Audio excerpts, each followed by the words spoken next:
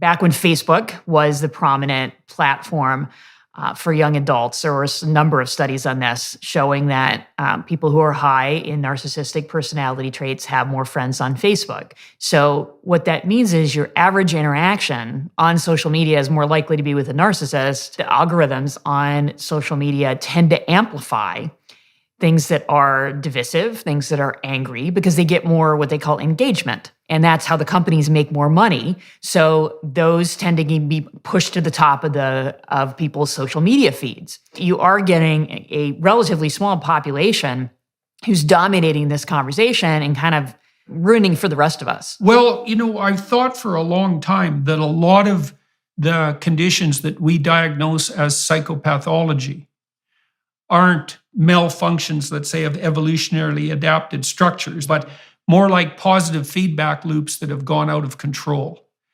And so there's a lot of pathological processes that are feedback loops that have gone out of control. And if the narcissists are garnering excess attention online and the algorithms are amplifying that, then we have the makings of something like a virtual social epidemic.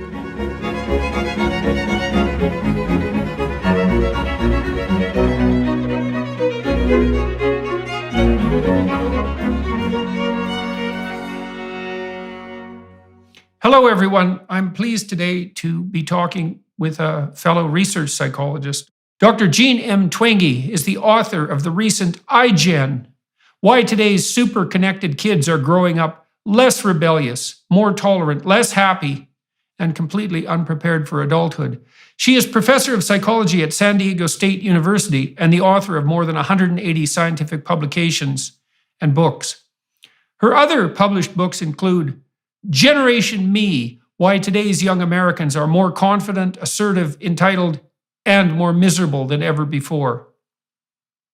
The Neuroticism Epidemic, Living in the Age of Entitlement, co-authored with W. Keith Campbell.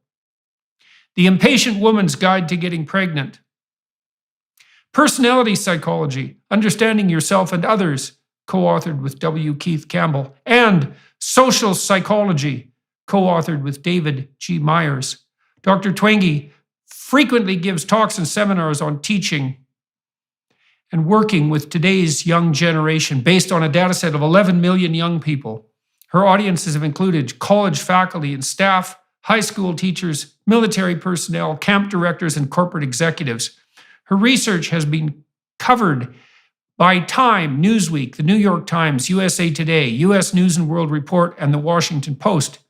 And she has been featured on Today, Good Morning America, CBS This Morning, Fox and Friends, NBC Nightly News, Dateline NBC, and National Public Radio.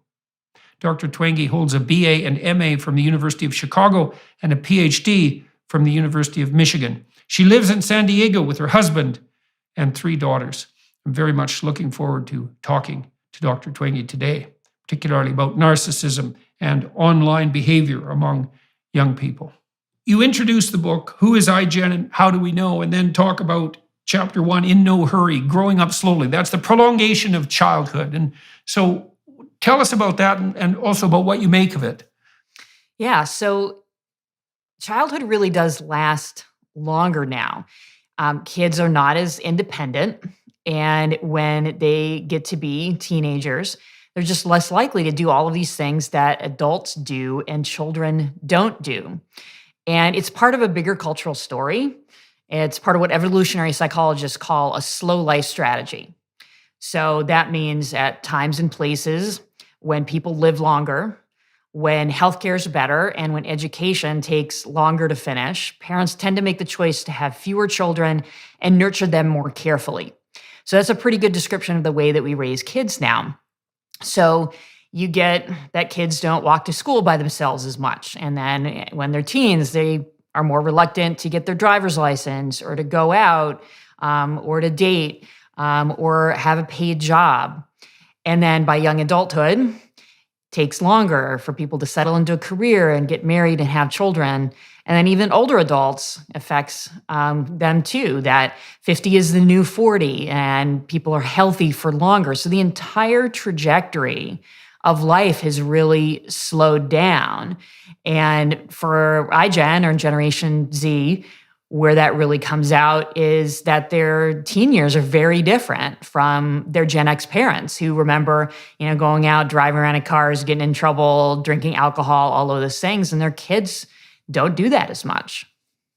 So do you see this as a prolongation of childhood in a positive way because people have longer to live, or because the cynic in me, I suppose the Freudian too, thinks of this as a consequence of overprotective parenting and the inappropriate extension of childhood into adolescence? And I'm wondering too, to what degree you talked about improvements in healthcare and transformations in technology, longer lifespan. To what degree is this also a consequence of the fact that people are older when they have children, that they have fewer children, and that they're wealthier, which all of that would make them in some sense more conservative, but also in some strange sense more careful with their children, and maybe even more inappropriately careful. And especially the age of parents that's increased over the years, and the fact that there are fewer siblings, which also seems to me to tie into your work on narcissism, because I think siblings tend to knock the narcissism out of each other. And so when you don't have any, well, you definitely are a special, especially if your parents have been waiting for you for a long time. Yeah, so it's definitely a function of people waiting longer to have kids. And you said they have more resources and they have fewer children. Because when you think about this strategy, that's when it happens. It happens when there's more security and when everything tends to slow down. And when there's fewer kids, just from an evolutionary perspective, then parents are going to protect them more. It's also, you just can't keep track of them all when there's a lot of them. So my mother comes from a family like that. There were 8 children in her family and a dairy farm in Minnesota. And they couldn't possibly, have run their dairy farm and kept track of every single one of the kids. So they learned how to be independent very early on. But, that was in the 1940s and 50s. And that was the standard at the time. Even families with fewer kids, it was normal for the children to go and play, and it was be home at dinner or come home when the streetlights come on if you grew up in a more urban setting. But that was the idea of, you kind of let kids do what they wanted to, and that's different now. And it's not just from the parents.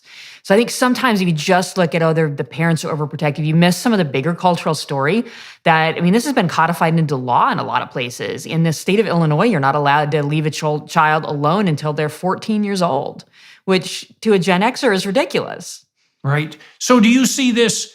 How do you evaluate this as a psychologist? Do you just see this as a part of the normal variation in parenting behavior as a consequence of technological transformation, or do you see something that's permanently affecting people's capability of maturing? I think it's some of both. It is part of technology, certainly, that all of these causes are rooted in technology, better healthcare, education taking longer for a more complex society and more knowledge that pushes toward that slow life strategy. So it's an adaptation. It's an adaptation to a particular place and time. So there's trade-offs. Neither a slow life strategy or a fast life strategy is all good or all bad. There are some clear advantages. The kids are not growing up as fast. Most parents are thrilled that not as many teens are having sex or drinking alcohol. But there is the downside. The downside is that we have a generation growing to adulthood who doesn't have as much experience with independence. And it's difficult often for them to make decisions on their own. So when I travel around to universities, this is what I hear very consistently. I have more and more students who can't make even simple decisions without texting their parents. And to take the perspective of this young generation too, which I think is important, it makes sense. It's, this is not necessarily how they asked to be raised. This is the culture that they grew up in.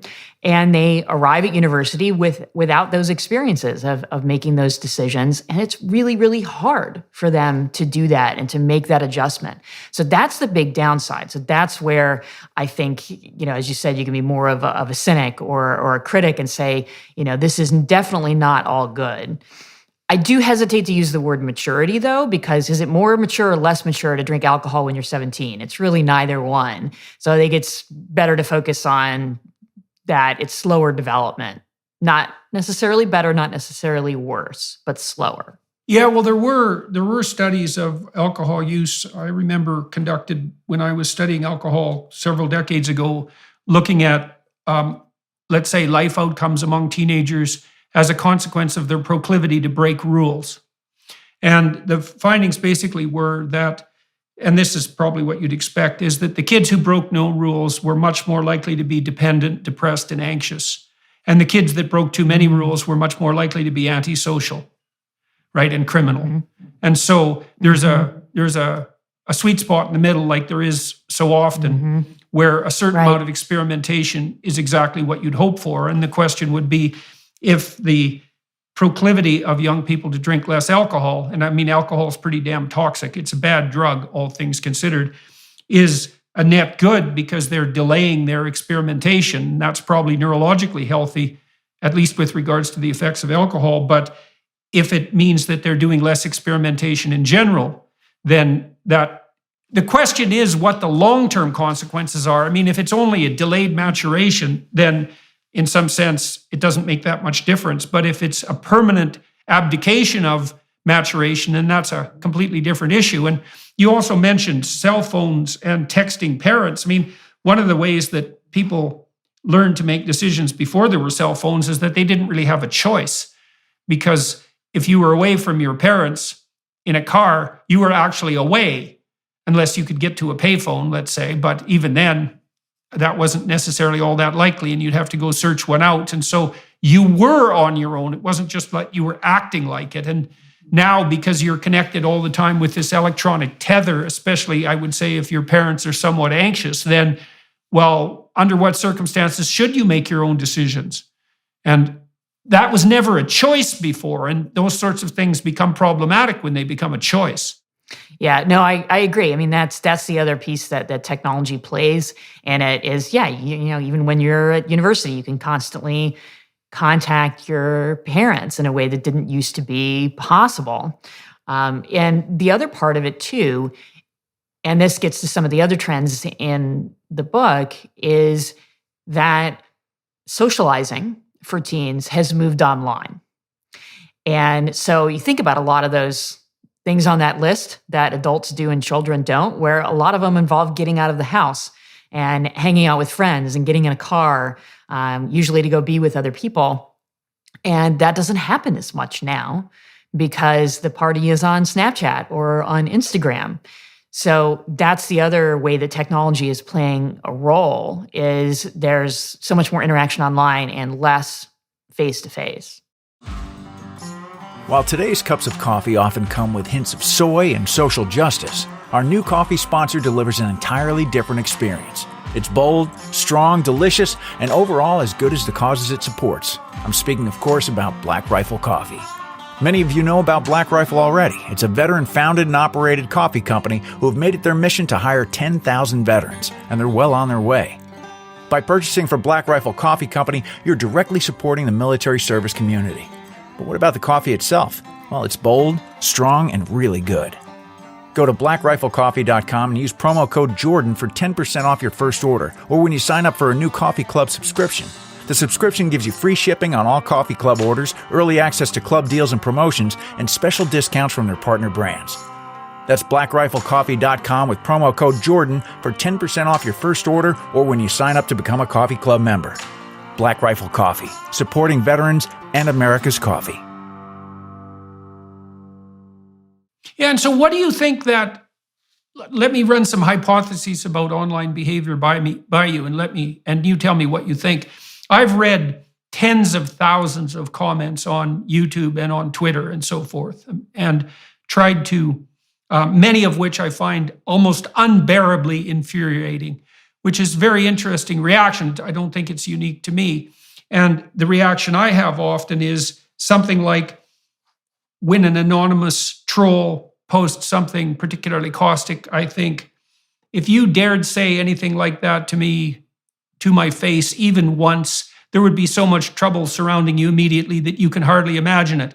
But online, you know, there is this social distancing phenomenon that's well known to social psychologists and personality psychologists, that even if you're in your car and thereby sheltered, let's say, from immediate interpersonal feedback, you're much more likely to act in a self-centered and self-aggrandizing manner because you miss that immediate feedback. And there's absolutely no consequence whatsoever to behaving in a narcissistic and self-centered manner online, as far as I can tell. And then that tends to promote, especially for people who are rather disinhibited to begin with, that promotes a kind of self-aggrandizing narcissism that would be absolutely unthinkable in real life. And then you wonder, well, if that's happening all the time online, how much of that becomes a habitual mode of thought? And what do you think of that? Well, it's classic social psychology, right? That when people are anonymous, they're much more likely to be aggressive, physically, verbally.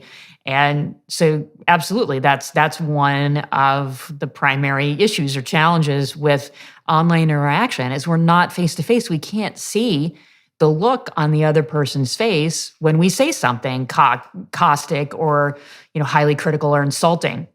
So, because we did, if you have any modicum of social skills, you wouldn't do that. So it's not a real time back and forth, and you're not seeing those facial expressions, and so all of that is lost, and so it becomes contentious much more quickly. It becomes negative much more quickly, aggressive. All of that goes on. It's just kind of the way that the interaction goes.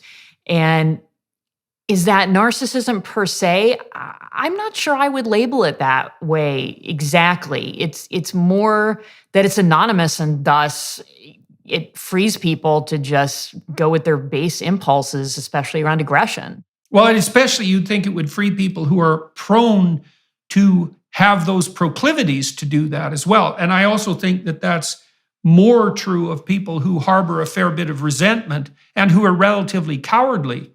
Because if they're resentful, well, then they're going to be looking for the opportunity to use derision in particular. Like I've noticed on YouTube, the markers for pathological behavior seem to me to be quite clear.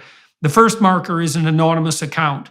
And I think those are appalling. The social media companies should have know your customer laws like banks do, and they should put the damn anonymous trolls in their own pit of hell, and shouldn't be mixed in with the real people. And then often the worst anonymous accounts have a demonic sounding name.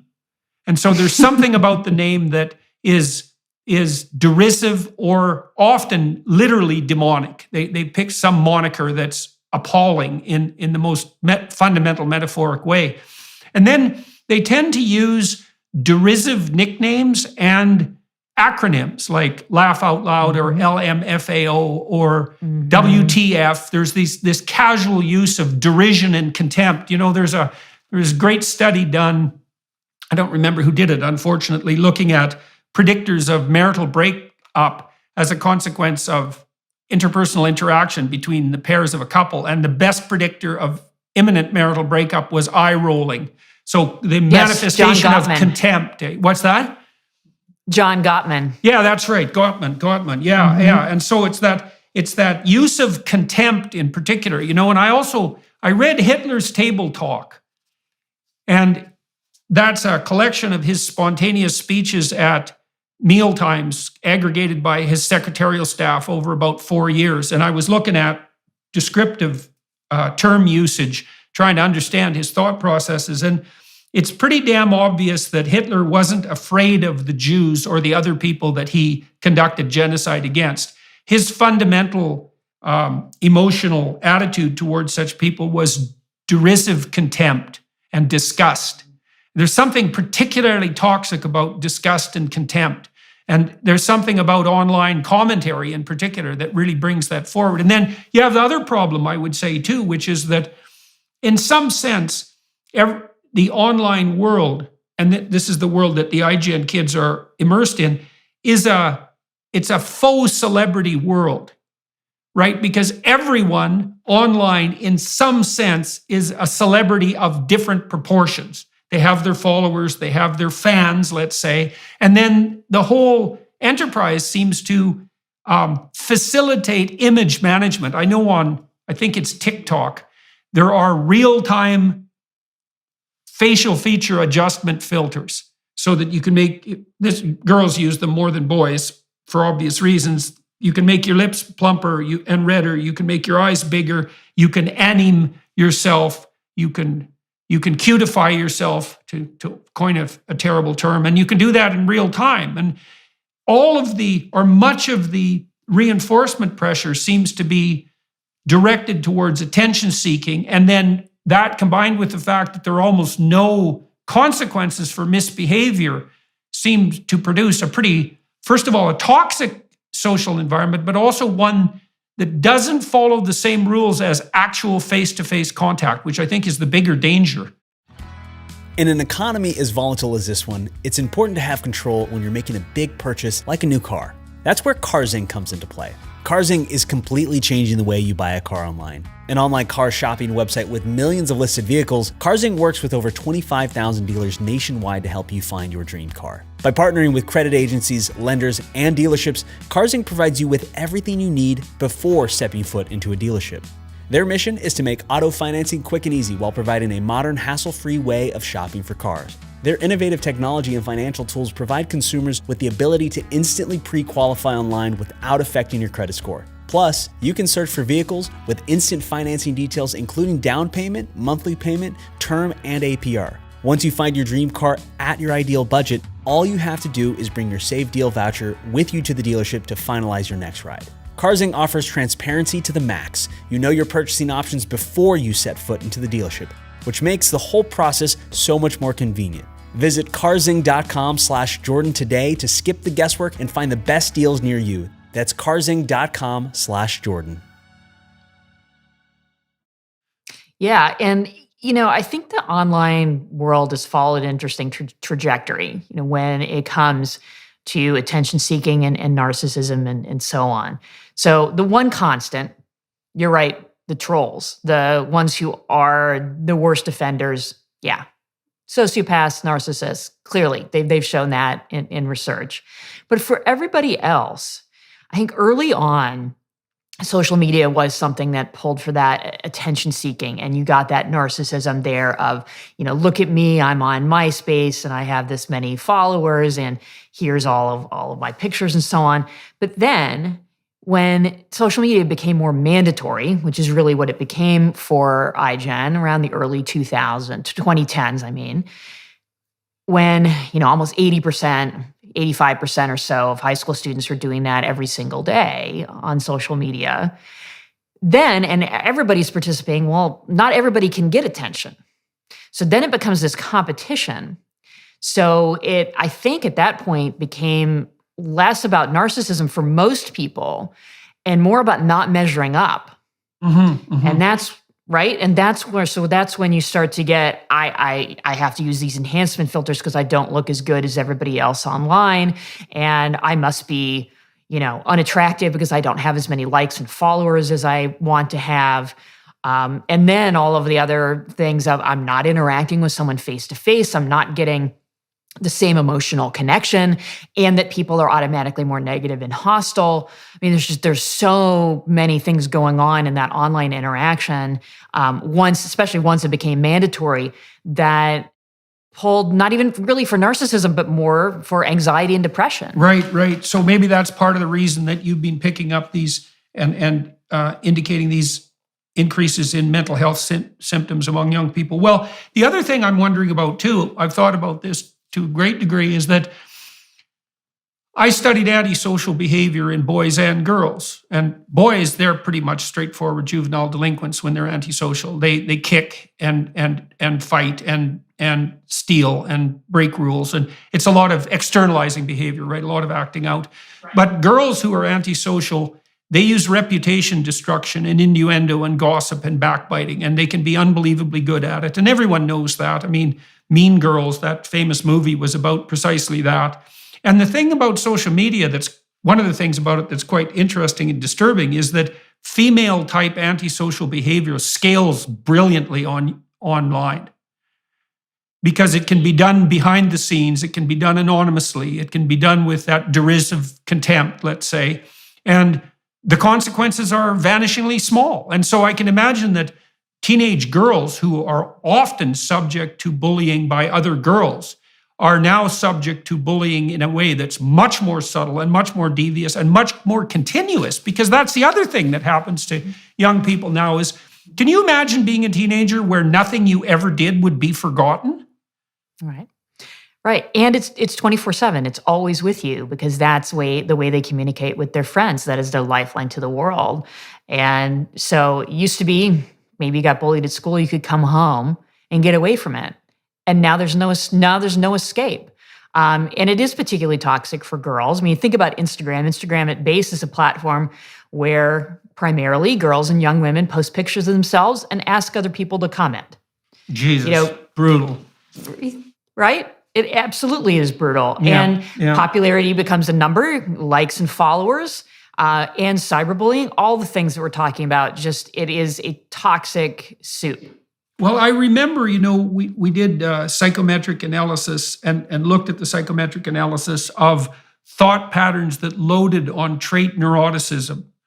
And so, as you know well, but I'll explain to everyone else, trait neuroticism is something like your baseline level of the proclivity to experience negative emotion, like depression and anxiety. And one of the things that's quite striking is that self-conscious thoughts load so heavily on neuroticism, they're almost indistinguishable from emotions. And so it looks like if you're self-conscious, if you're thinking about yourself, you are instantly miserable. And then if you're a teenage, then it gets worse for teenage girls, I think, because we also know that teenage girls experience a spike in neuroticism that's attendant on puberty, and that their self-conscious concerns tend to be particularly body-focused. And that's probably a consequence of the fact that females are evaluated more stringently as a consequence of their appearance, particularly when they're young. I mean, men are evaluated on the basis of their performance, let's say, but women tend to be evaluated more on the basis of their appearance. And so you can see that's a perfect storm for young girls, because they hit a negative emotion peak at 13. Now they're susceptible to bullying. They're extremely self-conscious about their bodies. And then the entire online world is a place to display for public. It's like the old nightmare that people have about public speaking, is being naked on a stage. That's really, in some real sense, what the social media world has done to teenage girls. It's got to be damn near unbearable. Yeah, and the consequences have been severe. So teen depression has doubled, and that was true even before the pandemic. The rise started about 2011 or 2012, right as social media moved from optional to mandatory, and right when smartphones were owned by the majority of people. Loneliness went up, anxiety went up, and it's not just symptoms. Self-harm behaviors. So the CDC keeps track of this, emergency room visits for self-harm. So that's an objectively measured behavior, not something subject to any kind of self-report bias. And self-harm among 10 to 14-year-old girls has quadrupled in the last 12 years. Yeah. Well, that's a logical extension of feelings of inadequacy and depression and anxiety. Not a non-specific marker. Now, you mentioned earlier also, and I thought this was very interesting, a couple of things I wanted to touch on.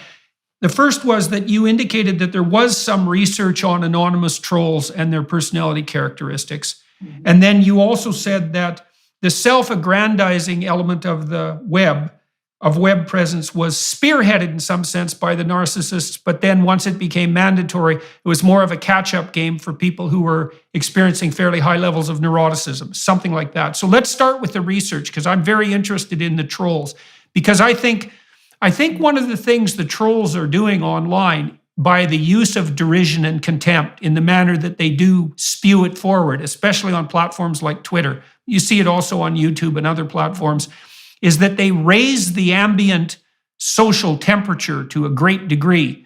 It's like externalized pollution in the real world. It's psychological pollution. They say things that no one should possibly be allowed to get away with in the public forum. They spew their venom forward, and it makes everything appear more polarized and caustic than it really is. And so who are these people, the anonymous trolls, as far as the research indicates? Well, I mean, the narcissism does have a good amount to do with it. So back when Facebook was the prominent platform for young adults, there was a number of studies on this showing that people who are high in narcissistic personality traits have more friends on Facebook, and they comment there more and they participate more. So what that means is your average interaction on social media is more likely to be with a narcissist, not in the majority maybe, but it ups the odds compared to your average conversation face to face. So those are platforms where narcissists thrive. And you're absolutely right that they're the ones who are willing to say those things. And we know now, too, that the algorithms on social media tend to amplify things that are divisive, things that are angry, because they get more what they call engagement. That's what people engage with more. And that's how the companies make more money. So those tend to be pushed to the top of people's social media feeds. So you are getting a relatively small population who's dominating this conversation and kind of, I don't know how else to put it, but ruining for the rest of us. Well, I've thought for a long time that a lot of the conditions that we diagnose as psychopathology aren't malfunctions, let's say, of evolutionarily adapted structures. That was one definition that cropped up a fair while ago, but more like positive feedback loops that have gone out of control. So you see this with agoraphobia, right? People start to withdraw instead of approaching when they're anxious, and that makes their anxiety worse, so they're more likely to withdraw. You see it with depression, because depressed people are less likely to interact socially, and then they start to withdraw, and that makes them more depressed. They're less likely to go to work and so forth. You see it with alcohol, because people who develop alcohol tolerance start to drink to cure their hangover. And so there's a lot of pathological processes that are feedback loops that have got out of control. And if the narcissists are garnering excess attention online and the algorithms are amplifying that, then we have the makings of something like a virtual social epidemic. And it does look like that to me. I'm trying to understand what's driving the polarization and divisiveness. And I do think that I think a lot of it's virtual in some real sense, because the online world and the real world have become so dissociated and so distinct that they don't even look like the same place anymore. You see that with media, but you also see it with the things that are so troublesome to people online that don't seem to make themselves manifest in the real world at all. So we've got this weird divorce that's a consequence of this layer of abstraction that's the online world, and it's producing its own associated pathologies. That rise in self-destructive behavior, that's cataclysmically awful. Let me add another bit of pathology to this. Tell me what you think of this. So of course, that there's been an absolute explosion in childhood gender dysphoria. And it made sense to me that occurred because we added confusion to the definition of male and female, let's say. And when you confuse people, you confuse the most confused the most. And that often tends to be young girls around 13. And they're the ones that are prone to psychogenic epidemics. And they're the ones that are experiencing much higher rates than normal of so-called gender dysphoria. Now, I'm curious about your thoughts on that in relationship to attention seeking, because if we took that group of the more neurotic catch-up players on social media, they need a marker of uniqueness or status in order to attract attention to themselves. And it seems to me that this emphasis on multidimensional sexual identity provides an easy avenue to the kind of uniqueness that might scale well on social media. Does any of that make any sense to you? Is that a reasonable hypothesis? Well, it's really hard because these trends are so new and we don't yet have, really solid statistics. It's actually something that I worked on for my new book. So I'll be able to talk about that a little bit more next year, because that has to be the first step. Is we have to say, is this actually increasing? Because it certainly seems that way, but we need that data to figure that out. And then the why question is the even harder one to answer, because some, of course, have made the argument that, well, there's more acceptance now, and so that's why there are more people who are coming out as transgender.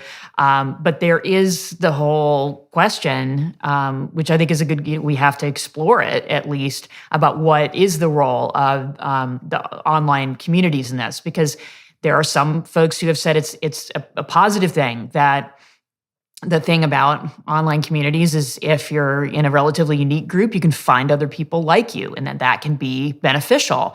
But there are some who argue that that may not be as beneficial. And it's just so early. I think we just don't really know. It's probably beneficial if the group that you're pursuing is pursuing beneficial aims that are part of your character. Like if you have a particular creative proclivity or a particular interest in a set of ideas, and you can find a group that will support you in that, that's not much different than what happens to kids who are smart when they go off to university, if universities are working properly. But if you're anorexic and you find a community that's devoted to ensuring that you do think that you're fat and helping you figure out ways to restrict your food and normalizing that, then obviously that's not helpful at all, quite the contrary. And so, it is a peculiar fact that statistically unlikely proclivities can be normalized very rapidly online as a consequence of the generation of a community. Because, as you know, we tend to regard ourselves in relationship to the peer group, the immediate peer group that we formulate around us. And so if you're 1 in 10,000 in your peculiarity, but you have 20 people around you who are the same, it's going to feel pretty damn normal pretty quick. And if you're truly exceptional, that's a good thing. But a lot of what constitutes truly exceptional is manifested on the pathological side, and we don't know the consequence of community building on that front yet. I think that's correct. That in general, what the internet allows people to do is to create those communities based on some of these unique identities, and that can be used for good. So a gay kid in a small town who doesn't know anybody else like them can find a community. But then on the other hand, someone who wants to be anorexic and encourage other young girls and young women to be anorexic, they can also find each other. And that has some pretty negative consequences. Right. Well, and there's also the facilitation of online predation as a consequence of the irresponsibility that anonymity allows too. So if you are an isolated young person and you're searching around for an identity group, you're just quite nicely likely to run into somebody who's psychopathically predacious online as well. And that happens in no small percentage of cases. I've known a number of adolescents who got tangled up with someone pretty damn nasty online, much to their parents' chagrin.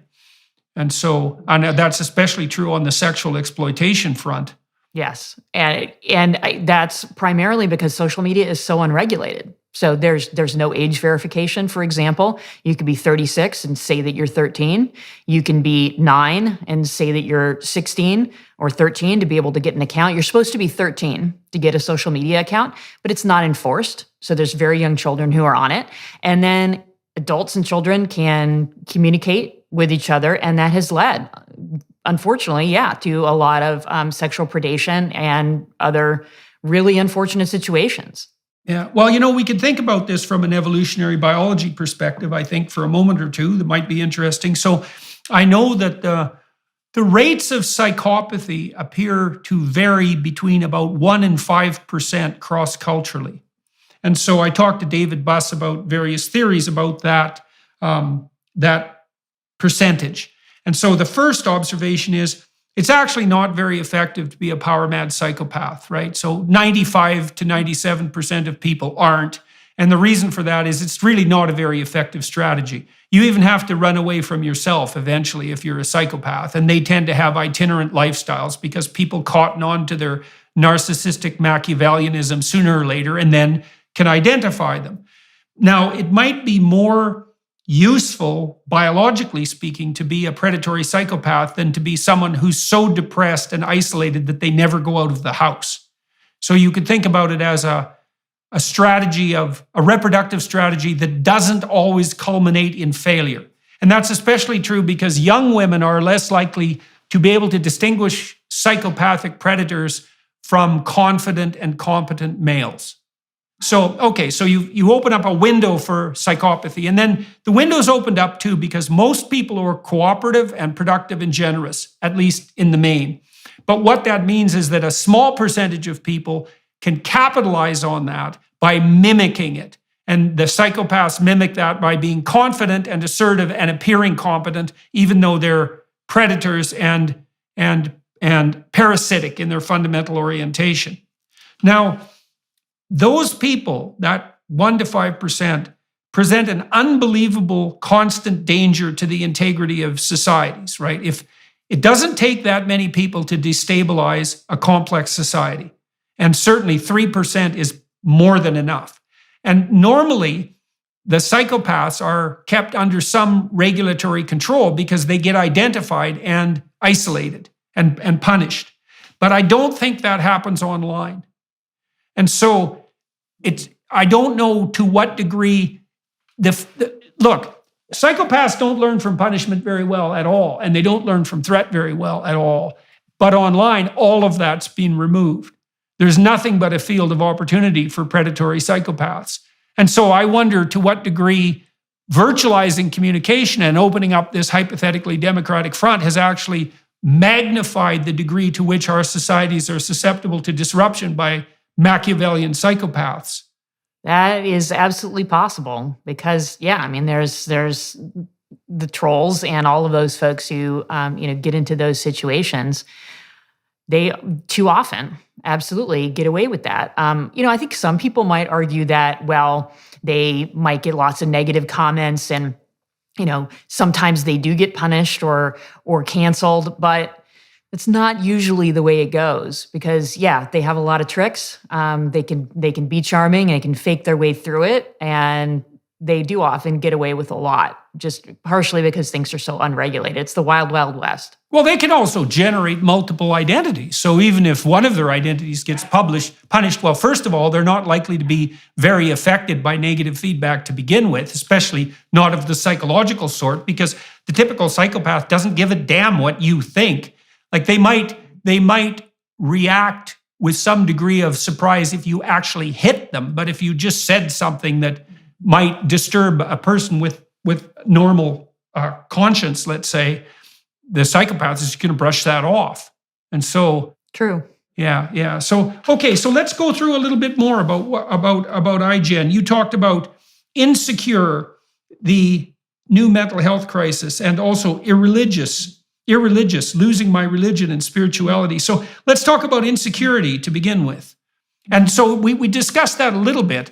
Are there other elements that are making, so kids can't, everything they do is remembered, everything they do is monitored, they're tethered to their parents 100% of the time, they're glued to a screen, they're not engaging in face-to-face social contact the way they were, they don't have their independence.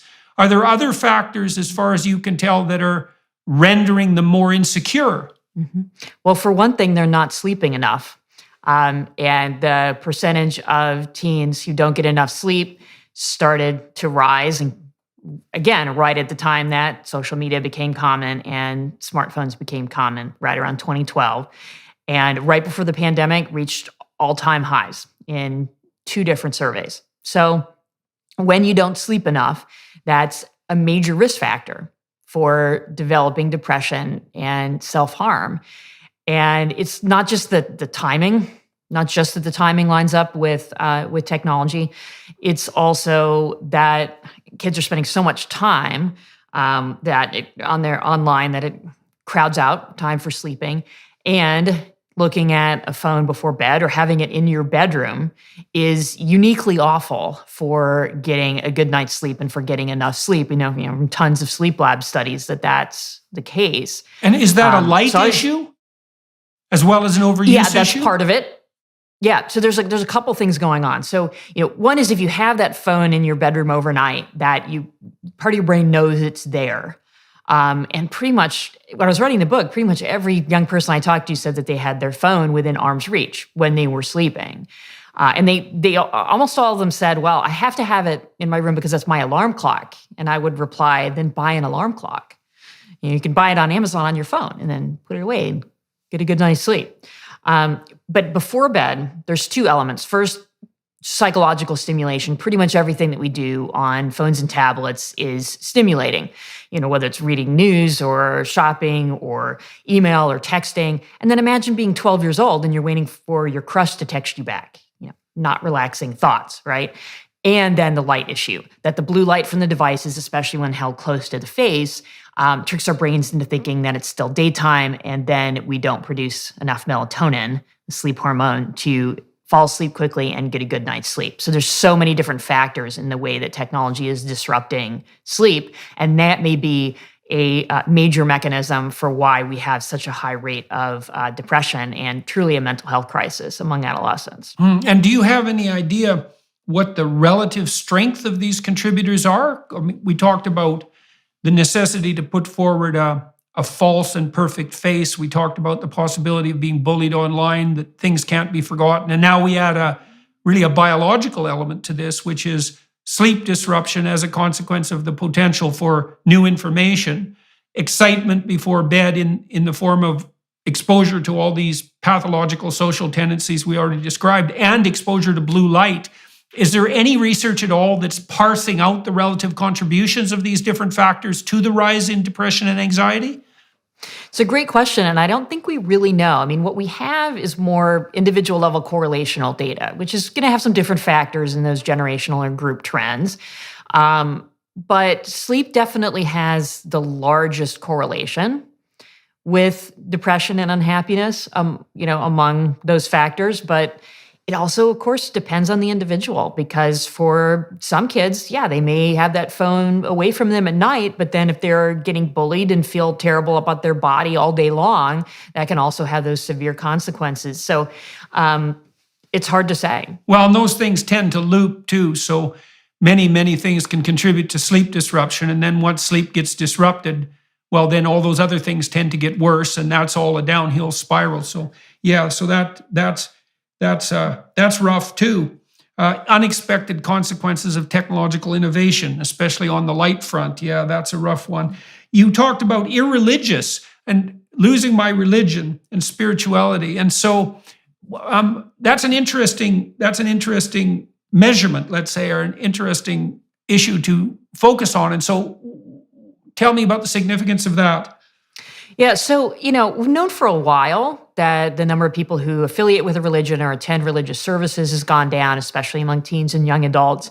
But there were kind of these theories for a while, like, okay, well, young people are not as interested in institutions and joining a group, so that's why that's gone down. But privately, they still pray and believe in God. Well, as of about 15 years ago, that also started to go down. So that theory had to be discarded, because even private religious beliefs started to decline. Then you got the theory of, oh, well, they're not religious, but they're more spiritual. The data doesn't back that one up either. From the surveys, that number of people who say that they're a spiritual person has stayed fairly constant, even while the number of people saying they're religious has gone way down.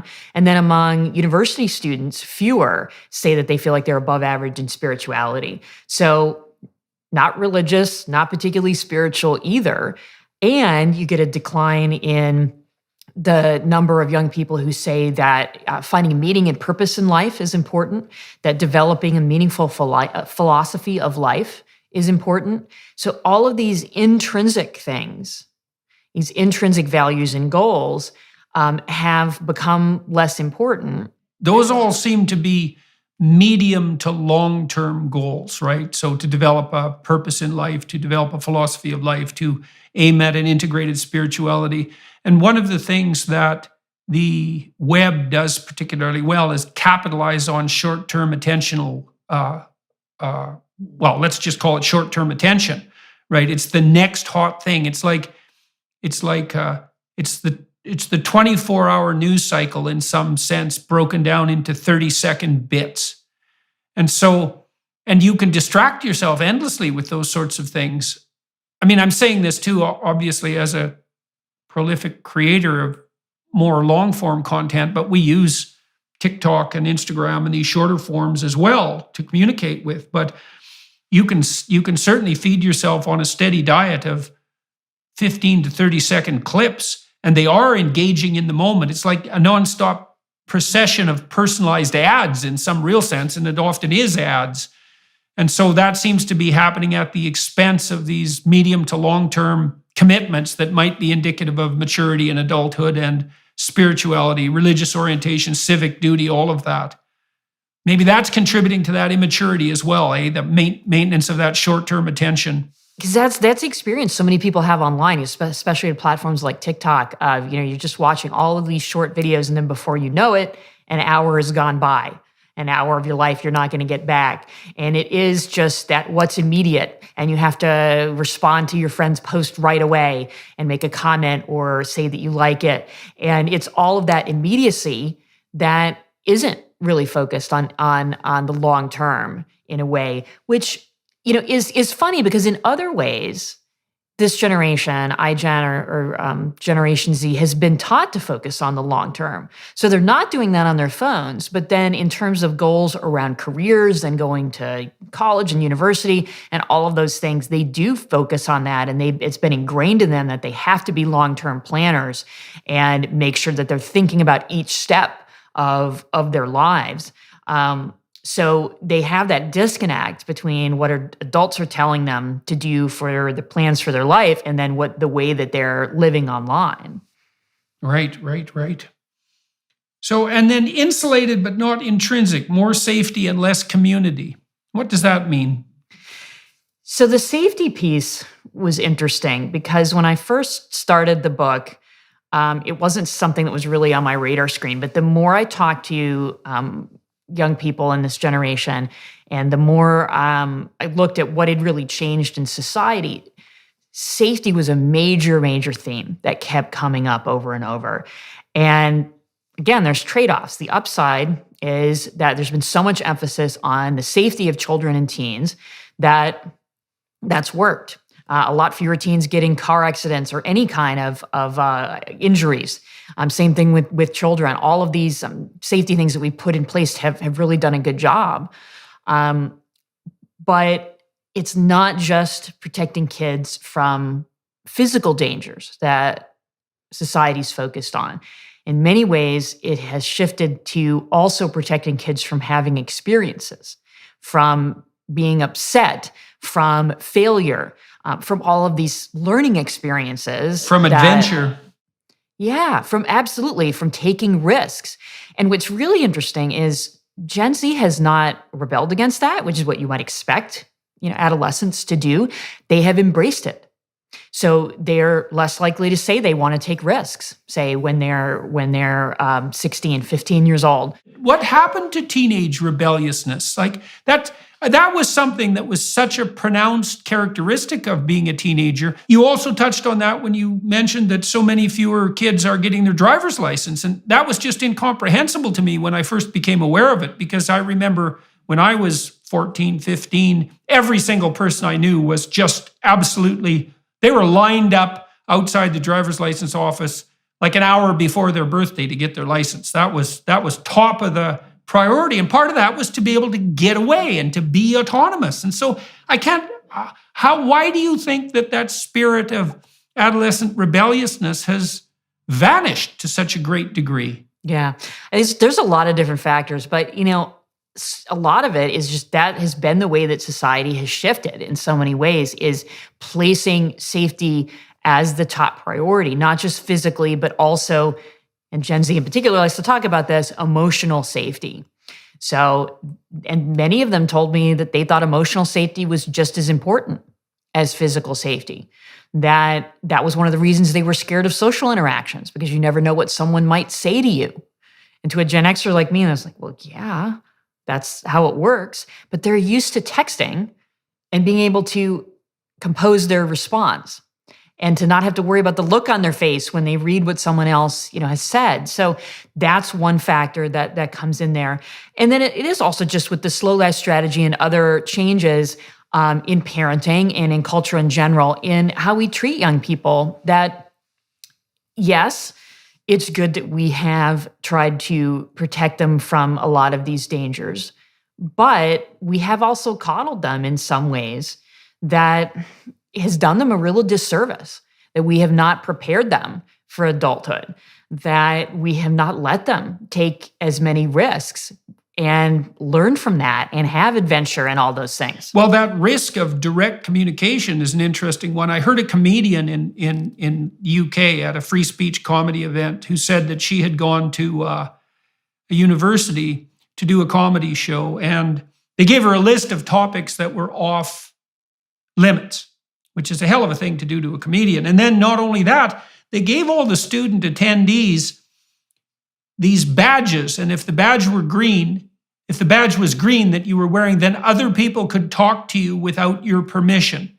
including the comedian. But if you didn't have a green badge, yeah, no kidding.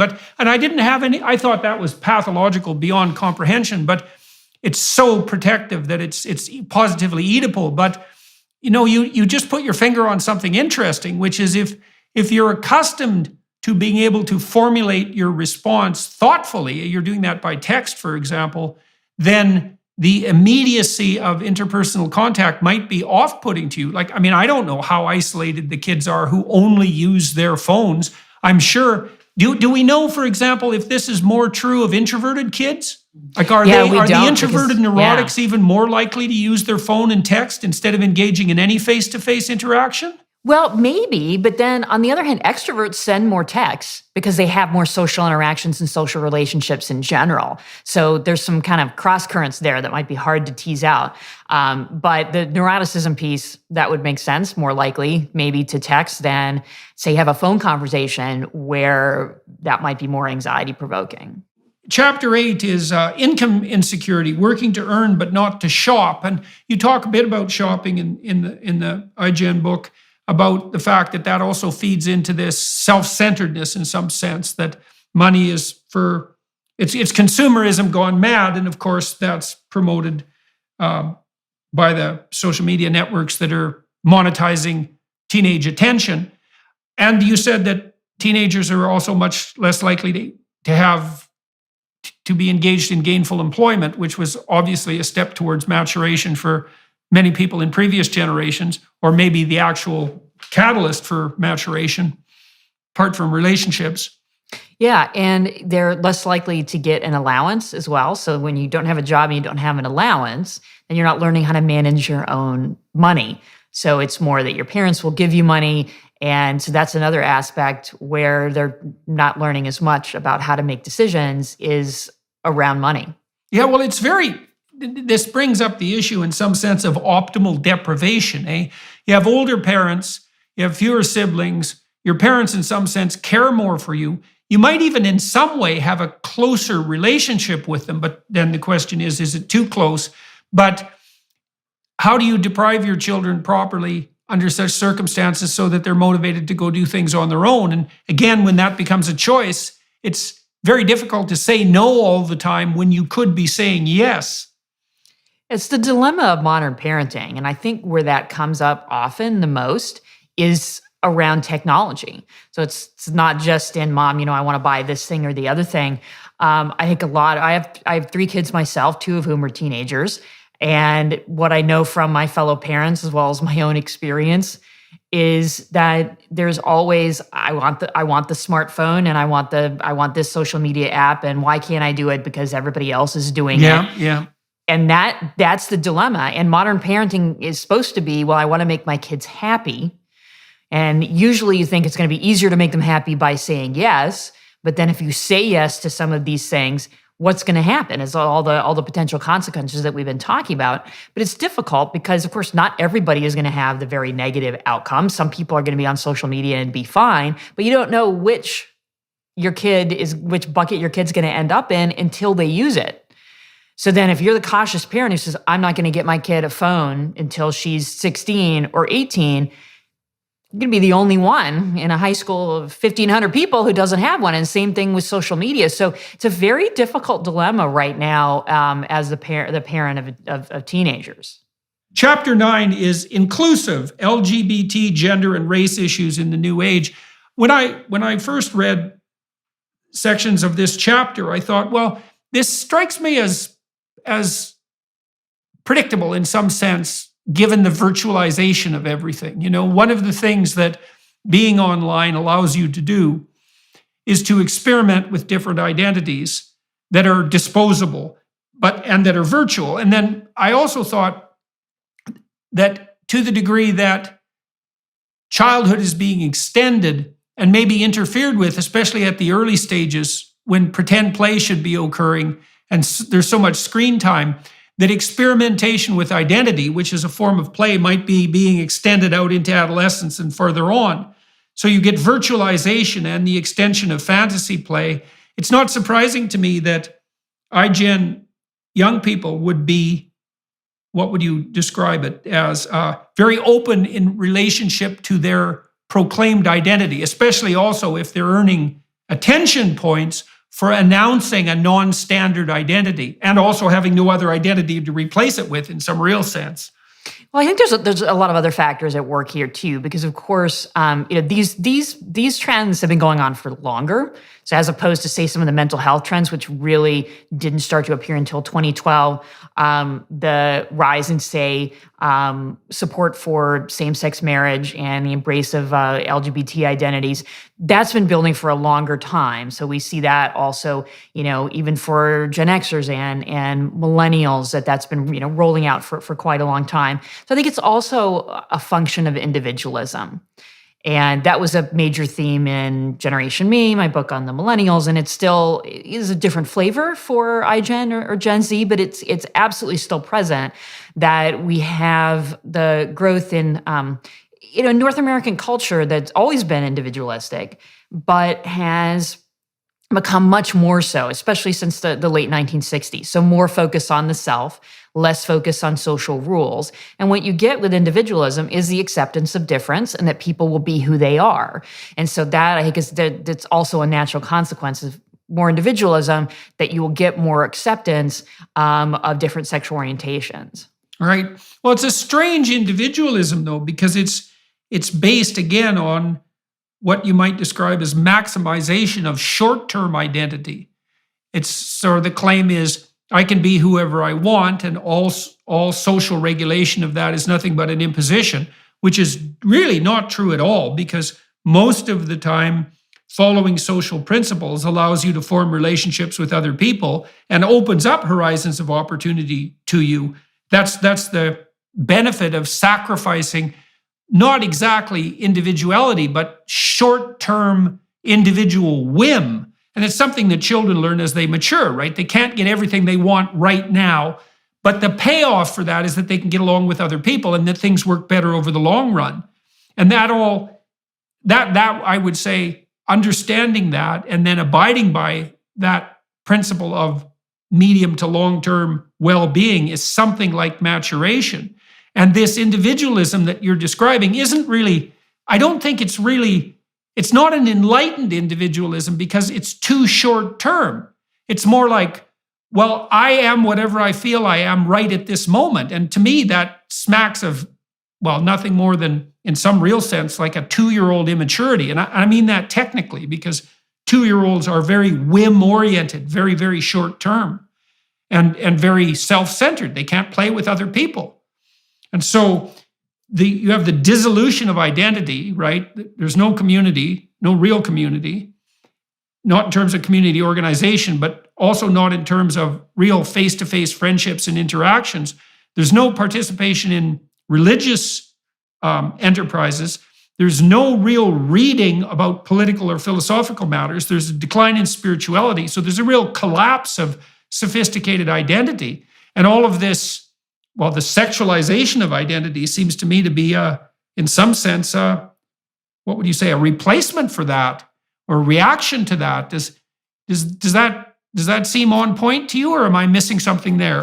Well, I think you're correct in that some of those elements of individualism are much more short term and not as deeply seated, in terms of religion and meaning, and more focus on some of the short term.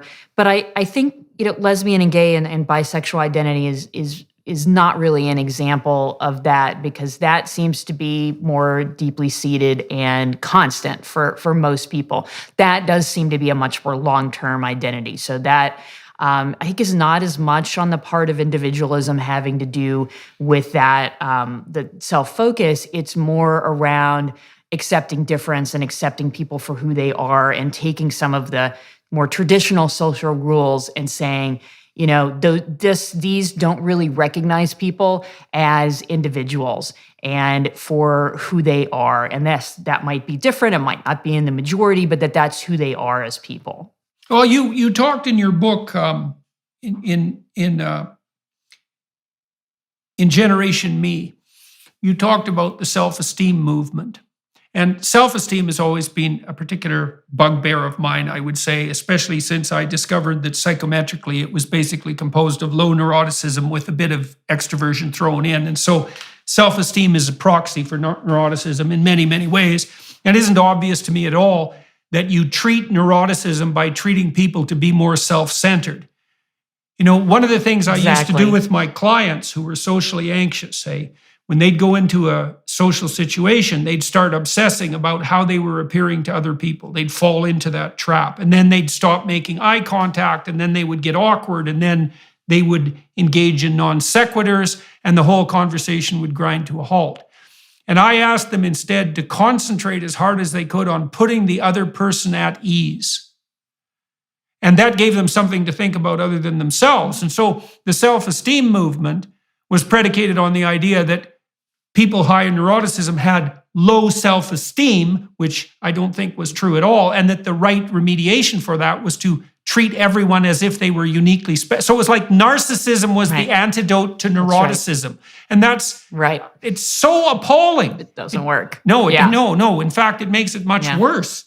And so exactly. Yeah. Okay. So, well, I'm relieved to hear that your sentiments are in keeping with that formulation. I mean, I've been trying to base it on the relevant data, trying to figure that out. Chapter 10, independent politics. So, what about? Well, you said that the iGen people, they're not watching the news. The news is dead, right? I mean, legacy media news is dead. I don't think anybody watches it. I think old people have the TV on. And that's where the ratings come from. So that's just gone. That centralizing ability that the nightly news had to broadcast a similar message in some sense to everyone and bolster identity, that's disappeared too. Everybody's in their own news. I wouldn't say bubble exactly, but it's fragmented so much that there's no unity of apprehension. What's happening on the political front with the iGen types? Yeah, so there's a couple of things going on. So one is that a lot more young people now say they don't want to belong to a political party at all, that they are politically independent. And that's been going on for a while. The other big piece is just huge political polarization, partially for the reasons that you mentioned, that everything is so atomized that you can get your news from a particular source. And perhaps because of the caustic nature of a lot of online interaction, it becomes contentious very, very quickly. So we have a political atmosphere that's just very, very aggressive and very, very polarized. And I mean, it's gotten to the point here in the US where people don't even agree on their own facts, that the two parties have different sets of facts. And young people reflect that larger cultural change. I think they may want to change it, but they also show more who say they're very liberal or very conservative or very much on the left or very much on the right, and fewer in the middle. Yeah, well, that atomization of political identity, it's another interesting twist on the notion of individualism, because you might say that not joining a political party, not joining a political group, not joining a religion, not cementing a local social network, let's say, frees you up because you're not constrained by the necessity of abiding by the principles of those groups. But the problem with that is that the more, and this is something that people don't really understand well about choice, is there's not a lot of difference between excess choice and anxiety. They're very much the same thing, right? If you have too many pathways open in front of you, and I can't help but think that this is contributing to the epidemic of depression and anxiety. I mean, if you have a 3-year-old who wants to dress himself and you open up a closet full of clothes, he or she is just generally stumped into immobility.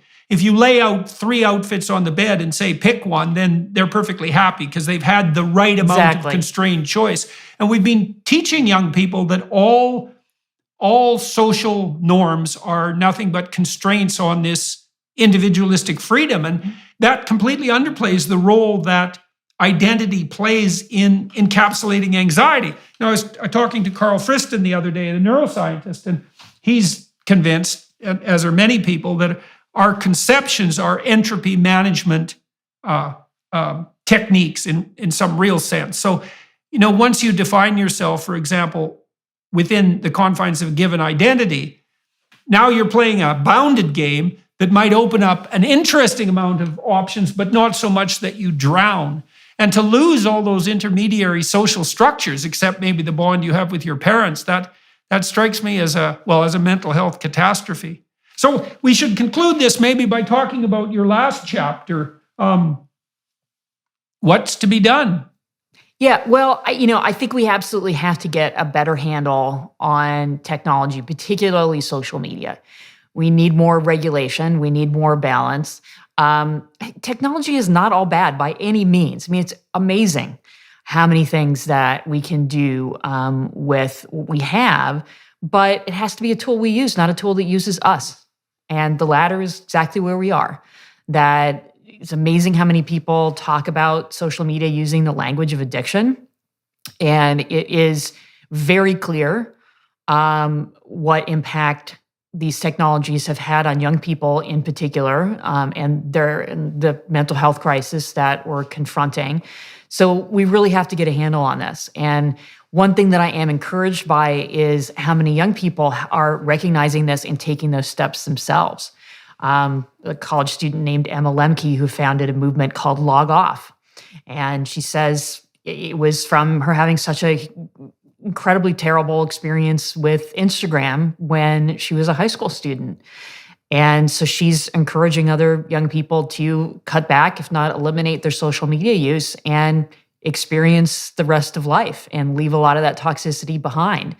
And I'm encouraged to see more of that and more bipartisan support for regulating social media. And so maybe we'll get there. Well, and so what do you have for suggestions that are practical on the regulation front? We talked a little bit about, clamping down on the online trolls and the anonymous accounts. I mean, that just seems to me to be a no-brainer. At least they could be put in their own category, right? You're either a real person or you're a fictional anonymous or a bot, in which case, you're consigned to perdition. People can read your comments if they want. But concretely, first of all, what do you think the social media platforms could do and should do? And even if they did it, do you think that the social media landscape will just transform itself so rapidly that it'll elude any sort of regulation? Because, a lot of these social media platforms are only a couple of years old. They spring into being. They're massively powerful. I don't imagine they have a tremendous amount of longevity. And so we're playing regulatory catch-up all the time. Yeah, absolutely. Well, I think a lot of it starts with age verification. If we can verify people's age, we would cut down on a lot of the sexual predation. We would get rid of children 12 and under being on the platforms. The platforms could have more regulation and be safer for, say, 13 to 17-year-olds in terms of hiding the likes and comments on other people's posts. Facebook actually tried that at one point. They called it Project Daisy, and they decided not to implement it because it cut down on revenue, even though they showed it cut down on social comparison, particularly for teens. So there's a long list of regulations that could be put in place that would have only a small impact on the social media companies. That decrease in revenue with Project Daisy was 1%. Oh, well, it's good of them not to have implemented it then, because, 1% is pretty catastrophic. So there's so many things that they could do to keep kids and teens safer, but it depends on not being anonymous, not being able to open multiple accounts, and verifying age. Right. And who do you know apart from you, who do you know that's working on such ideas? I know that Jonathan Haidt has made many suggestions on the internet pathology front. It doesn't appear to me that the big social media companies are really paying attention to the psychological research in any real sense. Maybe that's unfair, but I don't think so. The comment sections could have been cleaned up long ago by anybody with any sense, as far as I can tell. I think they know it. They know the research. It's just they have their own reasons for not acting on it, some of which are financial. Right. And so who else, apart from you and Jonathan Haidt, are worth talking to about the internet predicament that young people have found themselves in? There's a lot of great research on this topic. there's Australian researchers done a lot of stuff on Instagram and body image. I may get her first name right, Marika Tigeman. She's done a lot of great stuff on that. Brian Primack, who's an MD by training and works in public health, has done a lot of great stuff too on looking at social media use and how it relates to depression and loneliness. And he's looked at young adults in particular. Well, maybe I can get in contact with you to get some of these names, because I'd like to put together a little group of people who are concentrating on social media regulation and maybe introduce them to the political types that I have access to, because it's a pressing issue and it's not being dealt with well, and it's driving polarization in a terrible way.